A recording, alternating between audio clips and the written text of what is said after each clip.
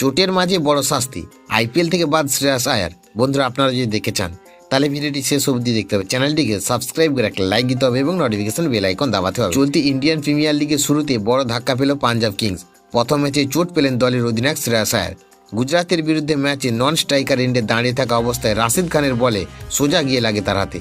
যন্ত্রণায় মাঠেই ছটফট করতে থাকেন আয়ার এবং দ্রুত ছুটে আসেন ফিজিওরা। দীর্ঘ চিকিৎসার পর আবার ব্যাট হাতে মাঠে ফিরলেও বেশিক্ষণ টিকতে পারেননি তিনি এবং দ্রুত আউট হয়ে প্যাভিলিয়নে ফিরে যান। তবে ম্যাচের পর সাংবাদিকদের মুখোমুখি আয়ার জানিয়েছেন তিনি এখনও ভালো আছেন এবং চিন্তার কোনো বড় কারণ নেই। তার এই বক্তব্যে স্বস্তি পেয়েছে ভক্তরা, কারণ এতে বোঝাই যাচ্ছে পরবর্তী ম্যাচগুলিতে তার খেলার সম্ভাবনা যথেষ্ট বেশি। তবে চোটের পাশাপাশি আরেকটি বড় ধাক্কাও খেয়েছেন পাঞ্জাব শিবির। স্লো ওভার রেটের কারণে শাস্তির মুখে পড়েছেন অধিনায়ক আয়ার।